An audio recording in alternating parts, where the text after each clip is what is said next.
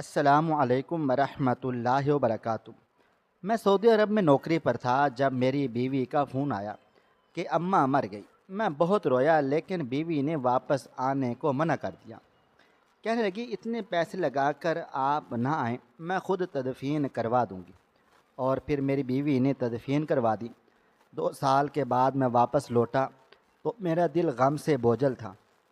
گھر پر میری ماں نہیں تھی۔ میں اپنی ماں کے اصالِ ثواب کے لیے غریب آبادی میں کھانا بانٹنے گیا تو یہ دیکھ کر میرے ہوش اڑ گئے کہ ایک جھگی کے اندر میری ماں اماں مر گئی ہے۔ بلال، اماں کا انتقال ہو گیا ہے، یہ وہ لفظ تھے جنہوں نے میرے قدموں تلے سے زمین نکال دی تھی۔ کتنے ہی لمحے میں بے یقینی کے عالم میں کھڑا رہ گیا تھا۔ پھر دوبارہ سے شہلا کی آواز گونجی تھی، بلال سن رہے ہو نا؟ اماں کا انتقال ہو گیا ہے۔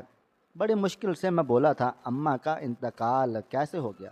شہلا، 2 دن پہلے تو میری بات ہوئی، وہ بالکل ٹھیک تھی۔ شہلا بولی، بس رات کو اچانک ہی ان کی سانسیں رک گئی۔ میں ہسپتال لے کر گئی، تب تک ان کی جان نکل گئی تھی۔ میں تو خود بڑے صدمے سے گزر رہی ہوں۔ میری آنکھوں کے سامنے ہی اماں چلی گئی۔ میں کچھ ہی نہ کر سکی۔ میں نے پاس پڑوس والوں سے کہہ دیا ہے کہ بلال تو یہاں نہیں ہے، آپ ہی لوگ جلد سے جلد تدفین کر دیں۔ یہ سن کر میں چیخ اٹھا اور کہا کہ میں واپس آ رہا ہوں، میرے بغیر اماں کی تدفین نہ کرنا۔ میں اماں کا اکلوتا بیٹا ہوں، یہ حق صرف اور صرف میرا تھا کہ میں ان کے آخری فرائض کو سر انجام دیتا۔ مگر شہلا کہنے لگی، بلال فضول باتیں نہ کریں، اماں کو میں کتنی دیر رکھ سکتی ہوں؟ اگر آپ واپس آنے کی ضد کریں گے تو پہلے پھر آپ اپنے باس سے بات کرنی ہوگی، پھر ٹکٹ کا انتظام کرنا ہوگا، لاکھوں روپے لگا کر آپ واپس آئیں گے، اماں کی تدفین کر کے پھر واپس لوٹ جائیں گے۔ یہی لاکھوں روپے کل کو ہمارے بچوں کے کام آ جائیں گے۔ آپ کو پتہ تو ہے نا کہ مراد کے سکولوں کی فیس بھرنی ہے، اس کا بڑے سکول میں نے داخلہ کروا دیا ہے۔ اس لیے آپ واپس نہ آئیں بلکہ اپنے کام پر توجہ دیں اور اپنی ماں کے اصالِ ثواب کے لیے وہیں کچھ پڑھ لیں۔ آپ کے واپس آنے سے اماں تو لوٹ کر واپس نہیں آ سکتی، لیکن آپ کو بہت نقصان ضرور ہوگا۔ ایسا نہ ہو کہ نوکری کا مسئلہ ہو جائے۔ شہلا نے صاف لفظوں میں مجھے واپس آنے کے لیے منع کر دیا تھا۔ وہ کہہ رہی تھی کہ وہ پڑوس والے امجد سے کہہ کر سارا انتظام دیکھ لے گی۔ اس نے مجھ سے کچھ پیسے بھیجنے کا کہا اور میں نے اسی وقت اپنے دوست سے کہہ کر شہلا کے اکاؤنٹ میں پیسے ٹرانسفر کروا دیے۔ میں نوکری پر تھا لیکن میرے لیے کام کرنا مشکل ہو چکا تھا۔ ماں کے اچانک انتقال نے مجھے توڑ کر رکھ دیا تھا، اور پھر اس بات کا دکھ بھی بہت تھا کہ میں اماں کی آخری رسومات میں شامل نہ ہو سکا، میں ان کا آخری دیدار نہ کر سکا۔ میرا دل خون کے آنسو رو رہا تھا۔ جیسے تیسے میں نے نوکری پوری کی اور جب اپنے چھوٹے سے کمرے میں آ کر لیٹا تو ماضی میری آنکھوں کے سامنے گھومنے لگا۔ میری ماں کا شفیق چہرہ مجھے بے چین کر گیا۔ ابا کے انتقال کے بعد اماں نے ماں کے ساتھ باپ بن کر مجھے پالا پوسا۔ صبح سے شام تک ایک کمپنی میں نوکری کرتی تھی اور پھر باقی سارا وقت میری پڑھائی اور گھر پہ توجہ دیتی۔ میں صرف 13 سال کا تھا جب ابا اس دنیا سے چلے گئے۔ اس وقت میری ماں نے نوکری کرنی شروع کر دی تھی، جبکہ میں ایسا نہیں چاہتا تھا۔ میں نے کئی بار اماں سے کہا کہ میں پڑھائی چھوڑ کر کسی دکان پر کام کر لیتا ہوں، کوئی بھی نوکری کر لوں گا، لیکن اماں نہ مانی۔ اماں کا ایک ہی جواب تھا کہ میں اچھا پڑھوں اور اپنا مستقبل محفوظ کروں۔ اماں مجھے کسی محنت مشقت میں ڈال کر پڑھائی سے دور نہیں کرنا چاہتی تھی، اور اس کے لیے اماں نے خود کو دن رات کی بھٹی میں جھونک دیا تھا، اور نوکری کے ساتھ ساتھ گھر سنبھالنا بہت ہی مشکل تھا۔ لیکن اماں نے کبھی ہار نہ مانی، کبھی ان کے چہرے پر تکلیف کے آثار نہ آتے۔ شدید بخار کی حالت میں بھی وہ مسکراتے ہوئے مجھے سکول بھیج کر خود نوکری پر چلی جاتی اور میرے سامنے کبھی اپنی تکلیف کا اظہار بھی نہ کرتی۔ لیکن اماں کی شکل دیکھ کر مجھے پتہ چل جاتا تھا کہ میری ماں بیمار ہے۔ میری اماں نے ایسے ہی مجھے کالج میں پہنچا دیا تھا۔ کالج کے دنوں میں نے بھی نوکری کی بات کی تو اماں نے صاف منع کر دیا اور کہنے لگی بس تو پڑھائی کر اور میں کچھ نہیں چاہتی۔ میں نے اماں سے کہا کہ میں جوان ہو رہا ہوں، نوکری بھی کر سکتا ہوں اور پڑھائی بھی، لیکن اماں کہنے لگی کہ میں چاہتی ہوں کہ تجھے اچھی اسکالرشپ ملے، تو اچھے نمبروں سے پاس ہو۔ تیرے ابا کا بھی یہی خواب تھا کہ ہمارا بیٹا پڑھ لکھ کر خوب قابل بنے۔ تیرے ابا نے ساری زندگی اس بات پر دکھ کیا کہ انہوں نے تعلیم کیوں حاصل نہیں کی، اور میں چاہتی ہوں کہ تجھے کبھی یہ دکھ نہ دیکھنا پڑے۔ میں نے اماں کی اس بات کو پلے سے باندھ لیا اور بہت محنت کرنے لگا۔ اچھے نمبروں سے کالج پاس کیا تو یونیورسٹی میں اسکالرشپ مل گئی۔ میں نے اپنی انجینئرنگ مکمل کی اور ساتھ ساتھ نوکری بھی شروع کر دی۔ آہستہ آہستہ نوکری اچھی ہوتی چلی گئی۔ گھر کے حالات بدلے تو میں نے اماں کی نوکری چھڑوا دی، اماں کو آرام کرنے اور گھر میں ملازمہ بھی رکھوا دی۔ اماں تو مجھے منع کرتی رہی کہ گھر میں ملازمہ کی کیا ضرورت ہے، ہم دو ہی تو لوگ ہیں، لیکن میں چاہتا تھا کہ میری ماں نے ساری زندگی جتنی محنت کی ہے وہ اتنا ہی آرام کریں۔ اماں کے چہرے پر مجھے کامیابی دیکھ کر جو خوشی آتی تھی وہ میرے لیے اس دنیا کی سب سے بڑی نعمت تھی۔ میں اپنی ماں کو ہنستا مسکراتا ہوا دیکھنا چاہتا تھا، جس نے اپنی جوانی کے دن میری خاطر قربان کر دی۔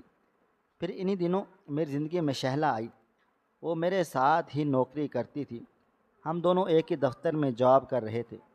میں نے اماں سے شہلا کے بارے میں کہا تو اماں بہت خوش ہو گئی، میرا ماتھا چوم کر کہنے لگی میں تو خود چاہتی ہوں کہ تیری زندگی میں خوشیاں آ جائیں، تیرا گھر بس جائے، میں بھی تیرے سر پر سجا ہوا صحرا دیکھنا چاہتی ہوں۔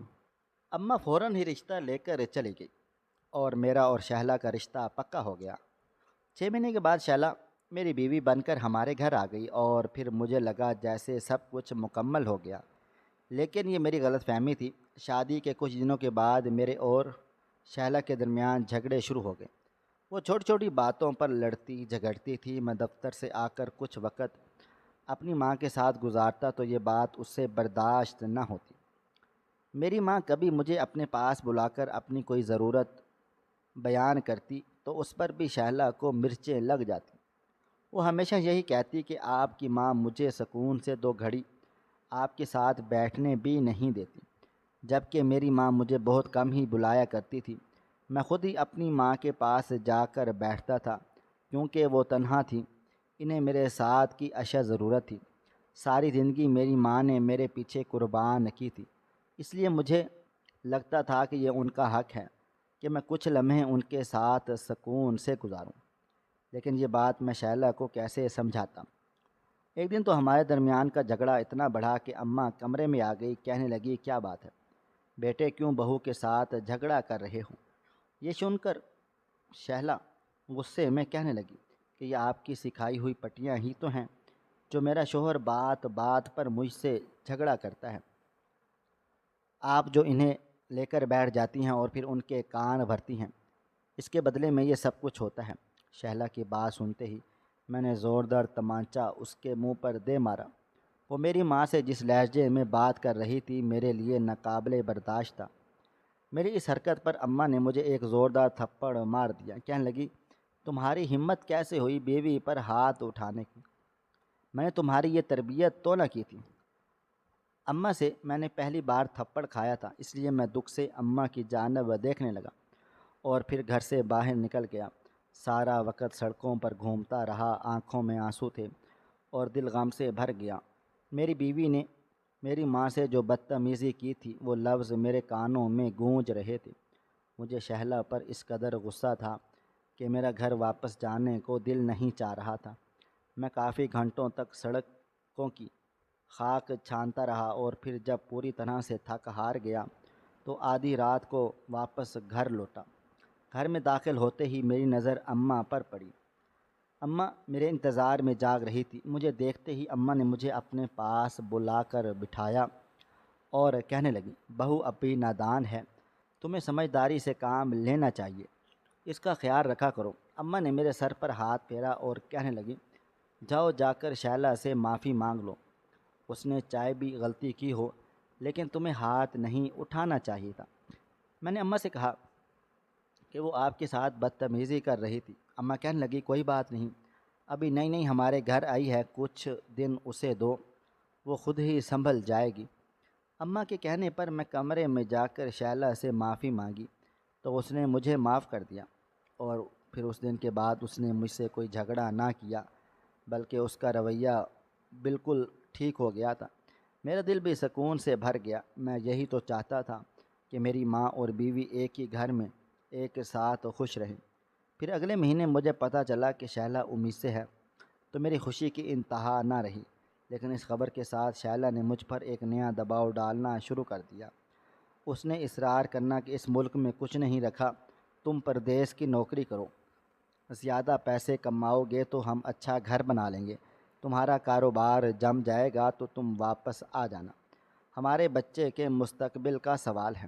شائلہ کی بات سن کر میں حیران ہوا، کیونکہ نوکری تو میں یہاں بھی اچھی خاصی کر رہا تھا، مگر وہ بار بار یہی کہتی کہ اتنے کم پیسوں میں گزارا ممکن نہیں۔ ابھی تو ہم دو لوگ ہیں، لیکن آگے ہماری فیملی بڑھے گی تو خرچے بھی بڑھ جائیں گے۔ میں پردیس کی زندگی نہیں گزارنا چاہتا تھا، لیکن شائلہ نے اپنے کزن سے بات کر کے میری پردیس میں نوکری لگوا دی، اور پھر ایک دن وہ روتے ہوئے کہنے لگی کہ آپ مجھے سکھ کی زندگی دینا ہی نہیں چاہتے، ورنہ میرے کہنے پر پردیس چلے جاتے۔ میرے لیے بھی آپ کے بغیر رہنا مشکل ہے، لیکن یہ دن ہمارے مستقبل کا سوال ہے۔ اس کے آنسو دیکھ کر میں پگھل گیا تھا۔ میں نے اماں سے بات کی تو اماں کے چہرے کا رنگ پیلا پڑ گیا۔ وہ میرا ہاتھ پکڑ کر بولی کہ میں بڑھاپے کے دن ہیں، کب تک آنکھ بند ہو جائے کچھ پتہ نہیں، میں چاہتی ہوں تم میرے ساتھ ہی رہو۔ اور یہی بات شائلہ کے کانوں میں پڑ گئی۔ وہ اماں سے کہنے لگی کہ آپ کیوں اپنے بیٹے کے مستقبل میں رکاوٹ بن رہی ہیں؟ آپ نے کیا ہے؟ اسی لیے تو ساری زندگی اپنے بیٹے کو پڑھایا لکھایا تاکہ ترقی کرنے کے وقت آپ اپنی قربانیاں یاد دلا دلا کر اسے اپنے گھٹنے سے لگا لیں۔ شائلہ کی اس بدتمیزی پر میں نے گھور کر اسے دیکھا تو اماں نے اپنے آنسو پونچھ لیے۔ کہنے لگی ٹھیک ہے بیٹا، اگر تمہارا مستقبل پردیس میں ہے تو تم چلے جاؤ۔ اور پھر اماں نے مجھے دوبارہ نہ روکا۔ میری شائلہ سے ایک بار پھر اس بات کو لے کر بحث ہوئی، لیکن وہ بالکل خاموش بیٹھی تھی۔ اس نے آگے سے کوئی جواب نہ دیا، اور میں نے اپنا سامان باندھ کر 2 مہینے کے بعد پردیس کے لیے روانہ ہو گیا۔ میری نوکری واقعی بہت اچھی تھی، تنخواہ بھی پاکستان سے ڈبل تھی، لیکن اماں اور شائلہ کے بغیر رہنا بہت مشکل تھا۔ میں تو ان بچوں میں سے تھا جو ماں کے ہاتھ کا پراٹھا کھا کر بڑے ہوتے ہیں، جوانی میں بھی ماں کے ہاتھ کے کھانے کھاتے ہیں۔ شائلہ کے آنے کے بعد میں اپنی ماں سے فرمائشی کر کے کھانا پکوایا کرتا تھا۔ ایسے میں روز روز ہوٹل کا کھانا کھا کر میری طبیعت خراب ہونے لگی۔ میں جب بھی گھر فون کرتا تو اماں سے ضرور اس بات کا ذکر کرتا کہ مجھے ان کے ہاتھ کے کھانے بہت یاد آتے ہیں۔ اماں مجھے بہت یاد کرتی تھی، میں جب بھی فون کرتا تو وہ رونے لگ جاتی۔ پھر دھیرے دھیرے ایسا ہونے لگا کہ میری اماں سے بات کم ہونے لگی۔ میں جب فون کرتا تو شائلہ بتاتی اماں آرام کر رہی ہیں یا پھر سو رہی ہیں۔ میں حیران تھا کہ اماں اتنا زیادہ سونے کیوں لگی ہیں۔ ایک دن کی بات ہے کہ میں نے شائلہ سے پوچھی تو شائلہ کہنے لگی کہ اب ان کی عمر ہو گئی ہے، گھر میں اور تو کچھ کام نہیں ہوتا، وہ آرام کرتی ہیں، میں ان کو بار بار ڈسٹرب نہیں کرتی۔ پھر ایک دن پاکستان سے فون آیا کہ میں ایک بیٹے کا باپ بن گیا ہوں۔ یوں میرے گھر مراد کی پیدائش ہوئی تھی۔ میں بہت خوش تھا، لیکن 2 سال پہلے واپس لوٹنا ممکن نہ تھا، اس لیے 2 سال پورے کر کے جب میں پاکستان واپس لوٹا تو اپنی ماں کو دیکھ کر حیران رہ گیا۔ وہ بالکل سوکھ کر ہڈی کا ڈھانچہ بن چکی تھی، ایسا لگتا تھا جیسے سالوں سے بیمار ہوں۔ اماں کی یہ حالت دیکھ کر میں پریشان ہو گیا، لیکن شائلہ نے مجھے تسلی دی کہ اماں بالکل ٹھیک ہیں، بس عمر کا تقاضا ہے اور کچھ بھی نہیں۔ اماں زیادہ تر وقت سوتی ہی رہتی تھی، بہت کم وقت میری ان سے بات ہوتی تھی۔ میں جتنے دن بھی وہاں رہا میرا سارا وقت شائلہ اور مراد کے ساتھ گزرا، اور پھر میں واپس لوٹ آیا۔ شائلہ نے بتایا کہ اس نے کافی پیسہ جمع کر لیا ہے اور جلدی وہ یہاں پر اپنا ایک بڑا سا گھر بنا لے گی، تو مجھے مزید پردیس کی زندگی نہیں گزارنی پڑے گی۔ میں اسی آس امید پر پردیس کاٹ رہا تھا۔ 2 دن پہلے میری بیٹے کی سالگرہ تھی، میں نے فون کیا تو شائلہ نے کہہ کر اماں سے میری بات کروائی۔ اماں نے بس تھوڑی سی بات کی تھی اور پھر اس کے بعد شائلہ نے فون لے لیا اور آج جب شائلہ کا فون آیا تو اس نے سیدھے مجھے میری ماں کے انتقال کی خبر سنا دی، اور یہ خبر میرے لیے قیامت سے کم نہ تھی۔ میں اپنی ماں کے جنازے کو کندھا دینا چاہتا تھا، لیکن اس فرض سے بھی محروم ہو گیا، کیونکہ ابھی میرے پاکستان واپس جانے میں 1 سال باقی تھا۔ اماں کے مرنے کے بعد میں ہر دن اماں کے لیے دعائیں کرتا، اماں سے معافیاں مانگتا کہ آخری وقت پر میں ان کے ساتھ نہ رہ سکا۔ یہ غم مجھے اندر ہی اندر کھائے جا رہا تھا۔ پھر 1 سال گزرا، میں نے اپنی نوکری چھوڑ دی اور ہمیشہ کے لیے پاکستان واپس لوٹ آیا، کیونکہ میری بیوی گھر بنوا چکی تھی۔ اس نے ایک بڑے علاقے میں گھر خرید کر گھر تعمیر کروایا، پیچھے کچھ پیسے بھی جمع کر لیے تھے، اس لیے اب مجھے پاکستان میں نوکری کرنی تھی۔ ویسے بھی اماں کے چلے جانے کے بعد شائلہ اور مراد اکیلے تھے اور مجھے ان کی فکر بہت ستاتی تھی۔ میں واپس لوٹا تو گھر کی دہلیز کے اندر قدم رکھتے ہی میری آنکھوں سے آنسو بہنے لگے۔ آج میری ماں مجھے انتظار کرتے دکھائی نہیں دی تھی۔ آج وہ آنکھیں میرے راستے پر بچھی ہوئی نہیں تھیں، جو دیر دیر تک آنے کے باوجود بھی جاگا کرتی۔ میرے دل میں ایک ایسا غم اٹھا تھا کہ میں وہیں دروازے کے پاس ہی دھاڑیں مار مار کر رونے لگا۔ میری حالت دیکھ کر شائلہ نے مجھے سنبھالا، اندر لائی، کہنے لگی، کیوں پریشان ہوتے ہیں؟ سب کچھ ٹھیک ٹھاک ہو جائے گا، آپ فکر نہ کریں۔ میں نے کہا کہ میں پرانے گھر جانا چاہتا ہوں، مجھے اماں کی بہت یاد آ رہی ہے۔ اماں کا انتقال پرانے گھر میں ہی ہوا تھا۔ شائلہ ان کے انتقال کے بعد اس گھر میں شفٹ ہوئی، اور اس لیے مجھے اس کی زیادہ فکر تھی کہ یہ نیا علاقہ تھا۔ شائلہ کہنے لگی کہ وہ پرانا گھر تو میں نے فروخت کر دیا ہے۔ یہ سن کر میری آنکھیں پھٹ پڑی۔ میں نے غصے میں کہا، یہ تم نے کیا کیا؟ وہ میری ماں کا گھر تھا، میرا بچپن اسی گھر میں گزرا تھا، تم نے وہ گھر کیوں فروخت کیا؟ شائلہ کہنے لگی کہ گھر بنواتے وقت پیسوں کی ضرورت تھی، پھر آپ کی اماں سے میں نے زندگی میں اس بات کی اجازت لے لی تھی کہ میں گھر فروخت کر کے پیسہ یہاں لگاؤں گی، اس لیے اماں کے انتقال کے بعد یہ گھر فروخت کر دیا۔ آپ کو یوں نہ بتایا کہ آپ پردیس میں ہی پریشان ہوتے، پھر مجھے منع کر دیتے۔ مجھے شائلہ کی ساس حرکت پر بہت غصہ آیا، لیکن خیر اب جو ہونا تھا وہ تو ہو چکا۔ میں نے شائلہ سے کہا کہ مجھے اماں کی قبر کا بتاؤ، میں اماں کی قبر پر جانا چاہتا ہوں۔ تو وہ کہنے لگی، چلے میں آپ کو لے کر چلتی ہوں۔